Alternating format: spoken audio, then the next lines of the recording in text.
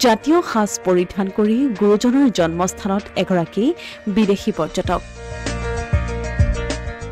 শংকৰদেৱ গুৰুজনাৰ পবিত্ৰ জন্মস্থান দৰ্শন কৰি ধন্য হৈ পৰিল বিদেশী পৰ্যটকগৰাকী। গুৰুজনাৰ আদৰ্শৰে অনুপ্ৰাণিত হৈ ইজৰাইলৰ বিদেশী পৰ্যটকে ললে বৈষ্ণৱ ধৰ্ম। জাতীয় সাজ পৰিধান কৰি কীৰ্তন ঘৰত আশীষ নিৰ্মালী লৈ শিলিখা বৃক্ষ, আকাশী গংগা, পদশিলা দৰ্শন কৰি আপ্লুত হৈ পৰে বিদেশী পৰ্যটকগৰাকী। শংকৰদেৱ গুৰুজনাৰ পবিত্ৰ জন্মস্থান দৰ্শন কৰি ধন্য হৈ পৰিল এগৰাকী বিদেশী পৰ্যটক। এই বিদেশী পৰ্যটকজন হ'ল ইজৰাইলৰ এডগাৰ ফাইনাৰ। এডগাৰ ফাইনাৰে পৃথিৱীৰ বিভিন্ন ধৰ্মৰ বিষয়ে অধ্যয়ন কৰি অৱশেষত শংকৰদেৱ গুৰুজনাৰ আদৰ্শ যে সৰ্বশ্ৰেষ্ঠ সেই বিষয়ে উপলব্ধি কৰে আৰু আকৃষ্ট হৈ পৰে গুৰুজনাৰ একশৰণ নাম ধৰ্মৰ প্ৰতি।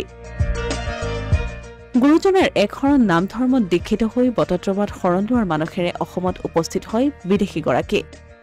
কিন্তু হঠাৎ নৰুৱা সত্ৰৰ সত্ৰাধিকাৰ দেৱানন্দ দেৱগোস্বামীৰ আকস্মিক বিয়োগৰ বাবে কলিয়াবৰৰ বাঘৰগঞা সত্ৰত হিৰু মহন্তৰ ওচৰত শৰণ লৈ কৃষ্ণচৰণ ভকত নামেৰে নতুন অসমীয়া নাম লৈ বুধবাৰে জাতীয় সাজ পৰিধান কৰি বটদ্ৰৱাত উপস্থিত হয়। থানত উপস্থিত হৈ কীৰ্তন ঘৰত আশীষ নিৰ্মালী লৈ শিলিখা বৃক্ষ, আকাশী গংগা, পদশিলা দৰ্শন কৰি আপ্লুত হৈ পৰিল এডগাৰ। উল্লেখযোগ্য যে অধ্যাপক ডক্টৰ সঞ্জীৱ কুমাৰ বৰকাকতিৰ সহযোগত গুৰুজনাৰ নাম ধৰ্মত দীক্ষিত হৈ তেওঁ ধন্য হৈ পৰে। অসমীয়া প্ৰতিদিন ডিজিটেল সংবাদ, বটদ্ৰৱা।